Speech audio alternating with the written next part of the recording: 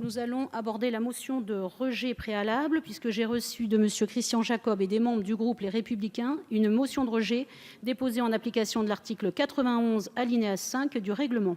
La parole est à M. Thibault Bazin.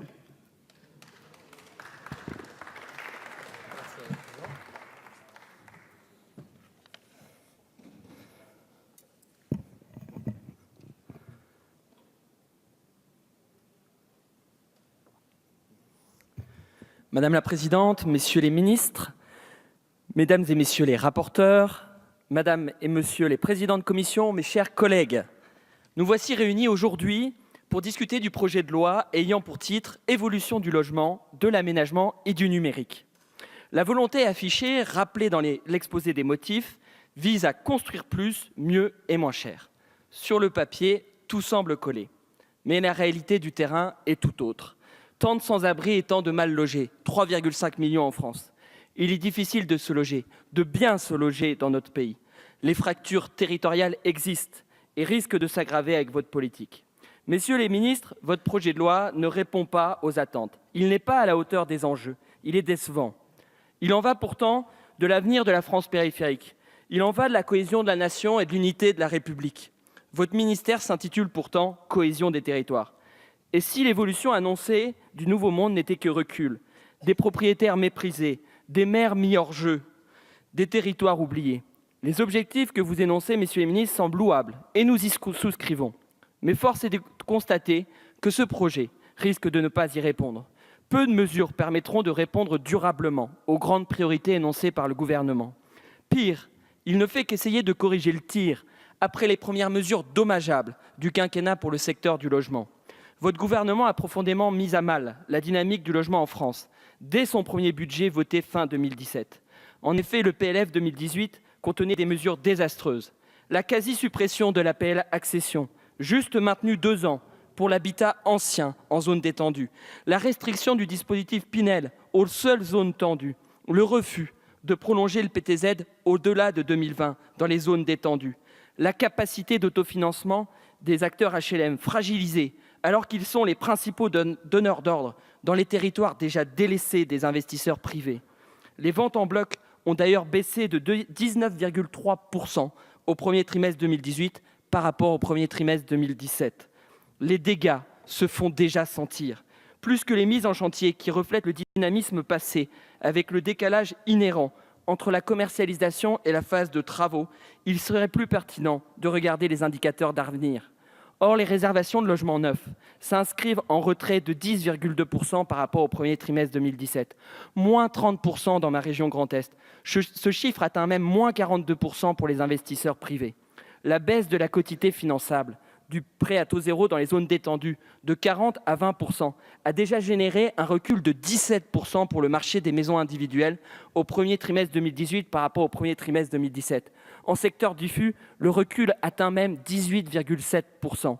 Nous risquons, mes chers collègues, un véritable trou d'air dans la production de logements à horizon 2020. Avec la suppression de l'APL accession, la plupart des candidats à l'accession n'auront d'autre choix que de rester locataires. Or, la majorité a fait un mauvais calcul. En effet, il revient beaucoup plus cher à l'État de maintenir un ménage dans son statut de locataire en lui versant l'APL pendant des dizaines d'années que de l'encourager à devenir propriétaire avec une APL accession qui s'éteindra une fois le prêt remboursé. On peut même ajouter les pertes fiscales de TVA sur les logements neufs non financés et les droits de mutation dans l'ancien. Les indicateurs sont au rouge pour 2018, avec des transactions dans le parc existant en baisse et des crédits immobiliers aussi en baisse. Qu'en sera-t-il si les taux augmentent? Vous voulez construire plus, mais vous prenez le chemin inverse avec les mesures que vous proposez. Messieurs les ministres, après avoir perdu la bataille budgétaire de 2017, vous nous avez conviés à la conférence de consensus sur le logement, à l'initiative du Sénat, dans le but de désamorcer la gronde légitime face à la brutalité de ces mesures. Vu les résultats, j'en viens à penser que nous n'avons visiblement pas la même notion du consensus. Les Français ont cru en 2017 que la majorité porterait une autre manière de faire de la politique, en prenant les bonnes idées de droite et de gauche, en étant ouverte à la co-construction. La conférence de consensus pouvait s'inscrire dans cette philosophie. Hélas, ce n'est pas le cas. Je veux dénoncer les semblants de la concertation. Malgré toute la théâtralisation du consensus, La réalité est autre. Vous n'avez retenu que fort peu d'amendements des minorités, alors que pourtant ils vous semblaient intéressants pour certains. Pire, vous avez donné l'apparence que vous seriez prêt à les retravailler. Monsieur le ministre de Normandie, vous m'aviez indiqué en commission le 17 mai dernier « Mes équipes tiendront des réunions de travail à ce sujet. Je propose qu'elles reviennent vers vous pour vous dire quels sont les ajouts et les modifications apportés à ces amendements. Vous pourrez les redéposer ensuite. » Il semble que le week-end de Pentecôte a dû vous porter conseil. L'esprit jupitérien a dû souffler. Pas de son, pas d'image depuis. Et puis, mercredi dernier, une journaliste me pose la question suivante. « Monsieur Bazin, quelles seront vos demandes auprès des ministres à la réunion de demain ?» Surpris, je lui réponds « Quelle réunion ? Je n'ai pas été invité. » C'est sûrement une réunion de la majorité, il faut être bienveillant. Elle me précise que messieurs Peu et Pupponi sont invités. Étonnant, non ? La presse a depuis fait état de cette réunion où la principale minorité n'a pas été invitée.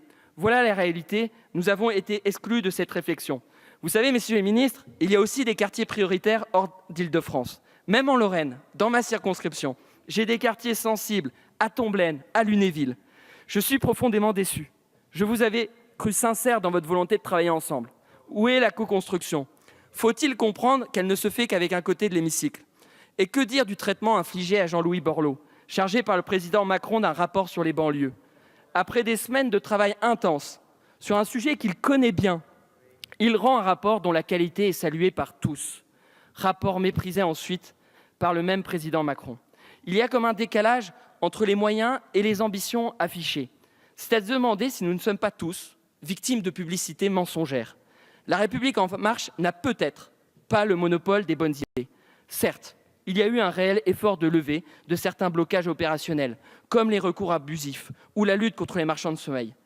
Mais si la majorité faisait fausse route sur les quartiers et la ruralité, les banlieues resteraient en plan. Force est de constater que le texte ne tient compte qu'à la marge des alertes de nombreuses parties prenantes, comme l'Association des maires ou l'Ordre des architectes. Peut-on bâtir une politique efficace sans eux ? L'aménagement équitable du territoire exige de n'exclure personne, de n'oublier personne. Dommage que le consensus n'ait été qu'une façade. Certes, il y a dans ce texte la volonté d'une réforme du logement social, mais elle peut conduire à détourner encore davantage les opérateurs de leur mission première, qui est de loger ceux en difficulté. Pire, elle risque d'éloigner les acteurs du territoire, avec des seuils déconnectés des réalités locales. Ce qui est le cas de ce seuil invraisemblable de 15 000 logements que vous imposez aux organismes HLM pour se regrouper. L'Île-de-France n'est pas la France. Beaucoup en appellent à la mixité sociale, et c'est bien, mais il y a un problème de marqueur. Nous devrions plutôt regarder, mes chers collègues, la part de population aidée dans les territoires plutôt que la part de logements aidés qui peuvent d'ailleurs accueillir des occupants non aidés. Ainsi, le taux d'appellisés chez les bailleurs sociaux dans les zones détendues peut avoisiner le double de celui dans certaines métropoles. L'impact des restructurations imposées peut alors avoir des effets beaucoup plus néfastes dans les zones détendues. Messieurs les ministres, vous ne prenez pas en compte toute la réalité des territoires. Vous semblez parfois déconnectés. Ne prétendez pas alors protéger et libérer, car votre politique va aboutir à l'inverse. Vous obligez les OPH à prendre des mesures pour survivre. Ces mesures sont-elles toutes judicieuses ? Vous invitez en particulier les bailleurs à vendre. Votre objectif premier n'est pas de permettre à des locataires de devenir propriétaires, mais bien de générer des recettes aux bailleurs afin qu'ils puissent investir. Car vos mesures du PLF 2018 vont aboutir à l'anéantissement de leur capacité d'autofinancement. Vous prenez ainsi le risque de générer des copropriétés en difficulté. Or, il y a peu de candidats à l'accession, car ils n'en ont pas la capacité. Voilà le sujet structurel qui devrait vous occuper. Vous refusez d'adapter la loi SRU, vous inscrivant là aussi dans la continuité du gouvernement précédent. Il faudrait pourtant entendre le retour du terrain et des externalités produites. Le parcours logement ne fonctionne plus. Il s'arrête pour beaucoup aux HLM. Plus grave, nous observons une paupérisation croissante dans certains quartiers et parfois une radicalisation très inquiétante avec la montée du salafisme. La maîtrise du peuplement s'y avère essentielle. Il faut en parler. On ne peut pas évacuer ce débat essentiel pour l'unité de la nation. Tout est lié. Le président Macron aimerait que les jeunes puissent quitter les quartiers. Au contraire, leur aspiration pour beaucoup est de pouvoir mieux y vivre, d'y prospérer. C'est leur village, c'est leur cité. Il est de notre devoir, il est de notre responsabilité que la République n'abandonne aucune parcelle de son territoire, aucun quartier, aucune zone rurale, aucun dom-tom. Pour réussir la politique du logement, vous ne devriez pas mettre les maires hors jeu. Votre projet, pourtant, prévoit de les exclure. En transférant la compétence de délivrance des permis au président de l'intercommunalité pour les grandes opérations d'urbanisme, en transférant la police de l'habitat indigne au président de l'intercommunalité, en généralisant le système de cotation pour les organismes de logement aidé, ce qui va priver les maires de la possibilité de loger des habitants de la commune ou d'assurer une vraie mixité sociale. Les maires sont pourtant les premiers garants de la cohésion sociale de leur ville. Faites-leur confiance, respectez-les. Ils ont la légitimité pour porter durant leur mandat un projet de territoire qu'ils connaissent parfaitement. Vous faites le choix, en fait, d'une forme de recentralisation de l'aménagement, ce qui risque d'entraîner une insécurité politico-juridique croissante des opérations et surtout un mal-être profond des territoires. Les attentes étaient fortes et à la lecture de ce projet de loi, la déception est grande. Aucun élan pour un aménagement équilibré de notre territoire. Certes, il y a des mesures pour les territoires bien portants, mais rien, ou si peu, pour 95% du territoire français. Il y a beaucoup d'oubliés dans votre projet de loi, et c'est profondément injuste. Certes, il y a des dispositifs intéressants pour faciliter des opérations publiques dans quelques territoires, mais aucun moyen financier ou fiscal pour soutenir les investissements privés tant attendus. La revitalisation des centres-bourgs ne pourra se faire sans les investisseurs privés. Mais vous ne prévoyez aucune incitation. Les anciens chefs-lieux de canton sont oubliés. Votre projet n'est pas à la hauteur des enjeux, ni dans son périmètre géographique, ni dans son périmètre financier. Le choc promis d'offres foncières est finalement limité, réservé aux zones très tendues qui sont privilégiées. En l'attendant, vous auriez pu maintenir les mesures en faveur de la demande sur l'ensemble du territoire. Vous ne prévoyez aucune disposition pour permettre de créer les conditions d'un choc d'offres sur le reste du territoire, ce qui aurait permis de compenser les effets de l'hypermétropolisation. Votre projet souffre d'une absence d'outils opérationnels adaptés au développement de tous les territoires. Finalement, vous dessinez encore davantage une France à plusieurs vitesses. Certes, il y a la volonté d'accompagner la mobilité, mais ce projet de loi ne porte aucune ambition nouvelle pour les millions de Français qui habitent déjà un logement, qui souhaiteraient le rénover, le rendre accessible, l'adapter au vieillissement. Vous portez une vision qui promeut la mobilité. Mais quelle considération portez-vous pour ceux qui sont fidèles à leur territoire ? Tout le monde ne rêve pas de quitter sa commune ou son quartier pour rejoindre Paris et y devenir un golden boy dans une banque d'affaires. Il existe des jeunes Français qui rêvent de revenir dans leur territoire de cœur après leurs études, afin d'y travailler et d'y fonder une famille. Les enracinés méritent tout autant le respect. Ils aiment leur territoire, ils lui sont fidèles. Ces Français, mes chers collègues, sont plus nombreux que le pense le président de la République, et heureusement. Messieurs les ministres, vous ne faites pas référence aux maisons individuelles ou si peu. Est-ce qu'elles appartiennent, selon vous, à l'ancien monde ? Pourtant, tant de Français y vivent aujourd'hui. Tant de jeunes rêvent demain d'y vivre. Quel avenir imaginez-vous pour les logements dans nos villages ? Cette loi est sans incitation pour les propriétaires qui doivent rénover énergétiquement leur logement, sans incitation pour les investisseurs privés afin de leur permettre de prendre des risques dans les centres-bourgs souffrant de désertification commerciale. Tous les territoires aspirent à un élan, à une dynamique. Tous les territoires ont droit à des logements vertueux. Tous les territoires espèrent de l'habitat adapté pour tous. Ce projet de loi étant une occasion manquée, il appartiendra au projet de loi de finances 2019 de prévoir les dispositifs indispensables pour encourager en profondeur non seulement la construction, mais aussi la rénovation de logements, partout et pour tous. Ce projet de loi concentre beaucoup d'efforts sur la restructuration du logement social. Je ne suis pas sûr qu'on puisse le qualifier de loi logement, vu la place laissée au privé. Ce projet de loi ressemble à un catalogue sans produit pour les propriétaires privés. Pire, certaines mesures peuvent les inquiéter. Votre projet de loi prévoit de rallonger les procédures de réquisition, ce qui s'apparente à une atteinte au droit de propriété. Votre projet prévoit de rallonger les délais de la procédure d'expulsion, ce qui ne va pas rassurer les propriétaires.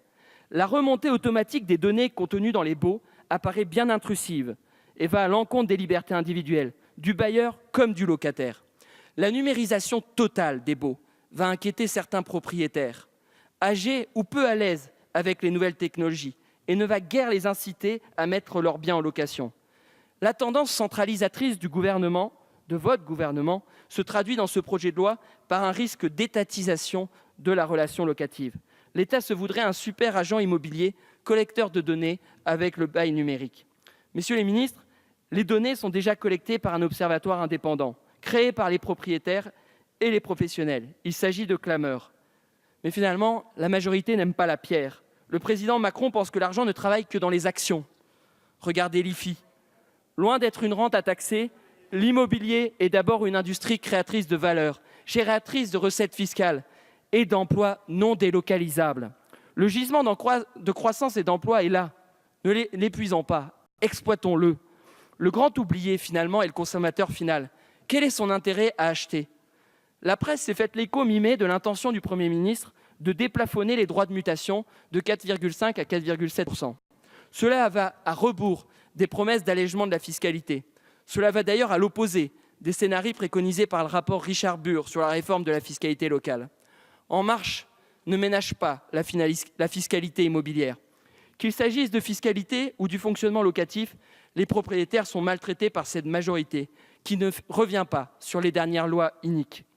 Et nous assistons à un nouveau reniement des engagements du candidat Macron, qui s'était pourtant prononcé contre la mise en place de l'encadrement des loyers le 28 novembre 2016. L'expérience a déjà été menée à Lille et à Paris, remise en cause d'ailleurs par les tribunaux administratifs.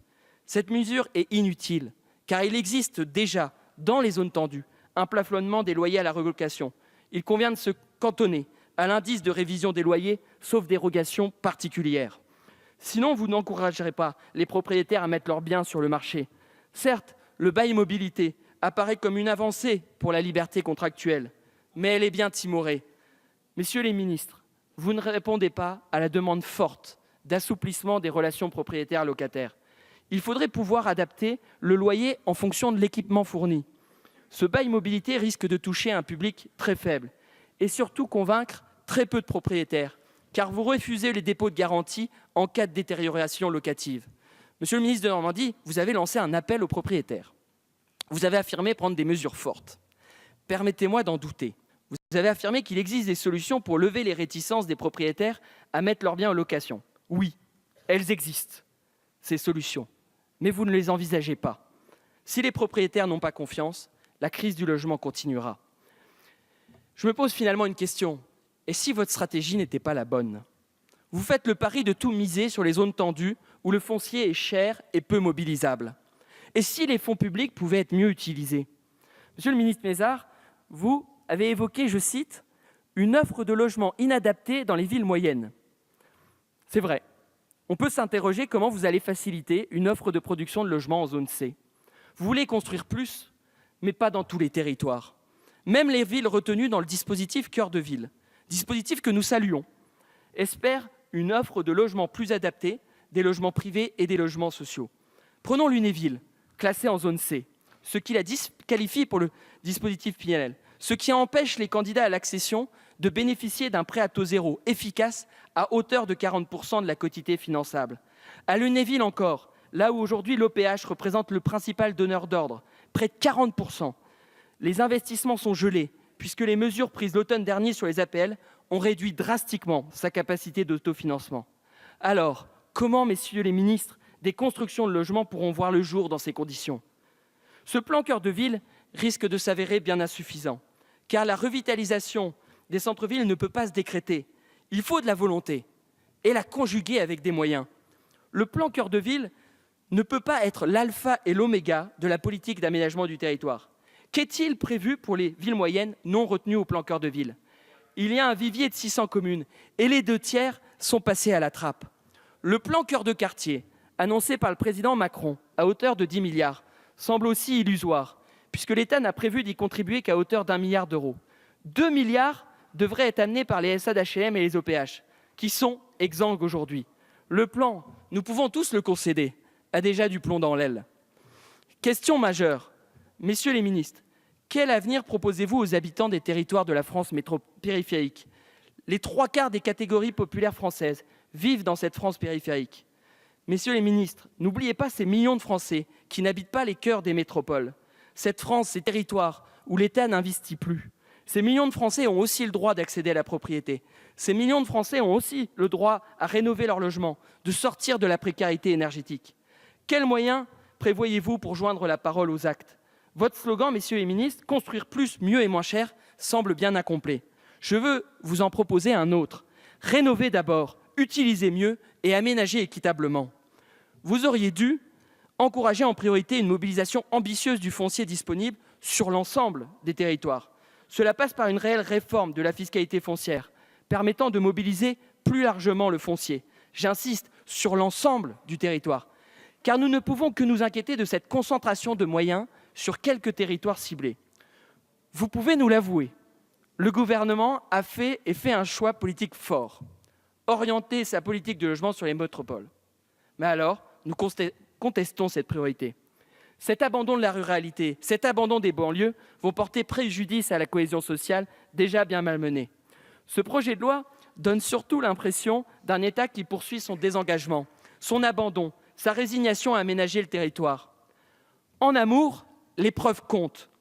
Vous dites vouloir enrayer l'affaiblissement des centres-bourgs, alors prouvez-le en soutenant fiscalement et financièrement la rénovation des commerces et de l'habitat. Vous faites tout le contraire avec l'effondrement des crédits du Fonds d'intervention pour les services, l'artisanat et le commerce, le FISAC. Je regrette l'absence de stratégie volontariste. Il faudrait s'atteler aux enjeux structurels comme le coût d'implantation en centre-ville. Vous pourriez moduler les aides de l'État en fonction des critères d'aménagement du territoire. Vous pourriez envisager des aides d'État pour le maintien d'installations critiques, telles que les distributeurs de billets ou les stations-service. Vous pourriez moduler la TVA sur le logement neuf en fonction des revenus pour repartir des besoins des ménages. Car la capacité d'acquisition des ménages a été bien fragilisée par la politique fiscale menée par le gouvernement. Ne citons ici que la baisse de la prestation d'accueil du jeune enfant pour le foyer ayant 2 SMIC ou l'augmentation des taxes sur les carburants pour ceux qui ont besoin de leur véhicule pour aller travailler. Le président Macron a au moins repris une idée que nous avions portée pendant la dernière campagne présidentielle, la création d'une agence nationale pour la cohésion des territoires. Mais cela ne suffit pas. L'important est de lui donner les moyens et surtout de la sortir d'un moratoire sur la fermeture de certains services publics dans les quartiers et en milieu rural. Le vide de ce projet de loi sur l'aménagement du territoire est sidéral. J'en appelle au retour d'un État stratège et régulateur. Le rôle de l'État est de créer les conditions pour faciliter et inciter le développement économique partout en France, des conditions pérennes. Le rôle de l'État est de s'occuper des territoires qui ont besoin de lui. Il lui appartient non seulement d'éviter la surdensification dans les zones tendues, mais aussi d'éviter la désertification. J'en appelle à une politique vigoureuse pour lutter contre les fractures territoriales, ce qui n'est possible qu'à condition d'en avoir les moyens. Vous ne tirez pas les leçons du passé. Votre logique mène à privilégier la quantité de logements au détriment de leur qualité, sans tenir compte des nuisances liées à la proximité, en concentrant les populations. Vous ne nous conduisez pas au nouveau monde, mais bien à un retour à la crise des grands ensembles des années 70. Messieurs les ministres, vous avez surtout oublié l'essentiel. Vous avez oublié les Français, ce qu'ils attendent. Vous avez oublié leur aspiration au bonheur, leur aspiration à un cadre de vie agréable, leur aspiration à être propriétaires de leur logement après une vie de labeur. Les Français espèrent des constructions à taille humaine et non un élan au bétonnage. La qualité de vie est importante. Bénéficier d'espaces extérieurs privatifs est essentiel. Nous avons tous besoin d'intimité. Des surfaces limitées sont un frein pour fonder une famille, un frein pour une vie sociale du fait d'une capacité d'accueil restreinte. Il faudrait revenir aux attentes des Français. Ils regrettent la concentration de logements, la surdensité au détriment de la qualité de vie. Certes, il y a des annonces de simplification, d'allègement de normes, et elles sont les bienvenues. Mais certaines posent question, comme la limitation de l'obligation de logement accessible pour 10% seulement des immeubles collectifs, ou comme le bonus de constructibilité de 30%, ou l'allègement des règles de stationnement en cas de transformation de bureaux en logements. Mais alors, comment le quartier vivra demain ? Vous allez fragiliser les maires dans leur rapport de force en affaiblissant l'avis de l'architecte des bâtiments de France. Une démarche de co-construction positive à la recherche de solutions aurait été préférable. Vous manquez l'opportunité de passer en mode urbanisme de projet de vie. La révision non ajustée de la loi littorale suscite aussi des inquiétudes légitimes. Les Français sont attachés au patrimoine, à l'architecture, aux paysages naturels ou urbains, à la qualité des constructions et à leur insertion harmonieuse dans le milieu environnant. Les Français espèrent de l'ordre, de la tranquillité dans leur quartier. Vous utilisez beaucoup de mots pour remettre la République dans leur quartier. Mais les mots ne suffisent pas. Les Français dans les quartiers ont des problèmes concrets. Il faut apporter des solutions pragmatiques. Vous ne le faites pas. Pourquoi avoir refusé en commission d'autoriser les bailleurs à utiliser la vidéoprotection dans leurs parties communes afin de lutter contre l'occupation illégale des parties communes? Il faut pourtant pouvoir prouver le délit d'entrave. Nous aurions pu aider nos forces de l'ordre sur ce point. Pourquoi avoir refusé nos propositions pour lutter contre les squats abusifs? Nous encourons, mes chers collègues, le risque d'une explosion des banlieues. Je le dis avec le plus grand sérieux. Beaucoup de nos concitoyens qui y vivent se sentent abandonnés par notre République et ses élites. Ce projet de loi risque d'être une occasion manquée. Vous auriez pu porter un projet populaire visant à permettre l'évolution du logement pour le plus grand nombre. Mais la question cruciale en matière de logement, complètement omise dans votre stratégie, renvoie à l'incapacité financière des ménages à accéder à la propriété, à rénover leur logement. Or, avec l'augmentation du coût de l'énergie à venir, due aux politiques que vous menez, le pouvoir d'achat des ménages va encore se dégrader. Or, l'acquisition ou la rénovation a un impact positif sur tout le secteur de l'artisanat et du bâtiment, et pas seulement celui des zones tendues. Je veux ici rendre hommage à tous les artisans, entrepreneurs, salariés du bâtiment, qui représentent un savoir-faire essentiel si on veut réussir la construction et la rénovation de nos logements. C'est notre patrimoine qui est en jeu.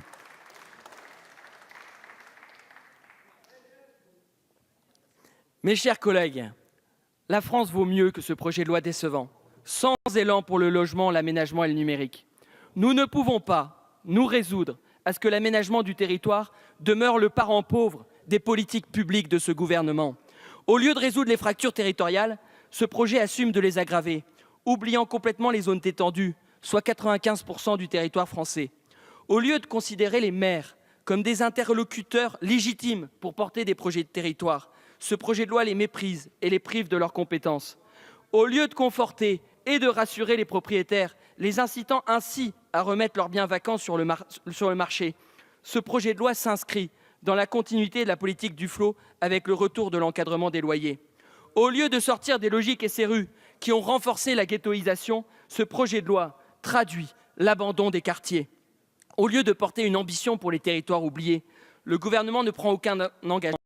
Il n'y a aucun moyen dans ce projet.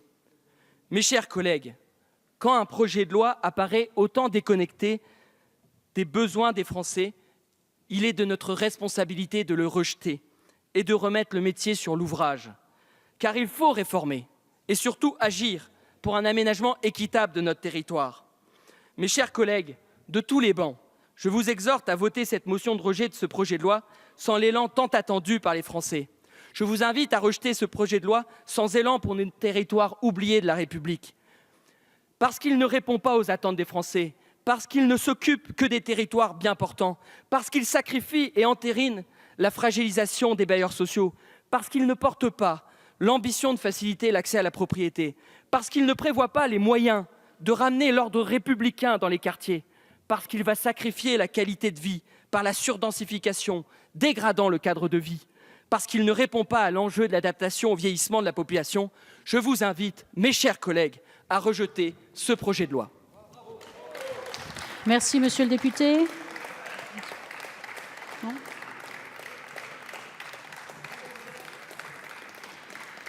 Bien. Pas d'intervention. Pas d'intervention. Avant les explications de vote, y a-t-il une intervention ?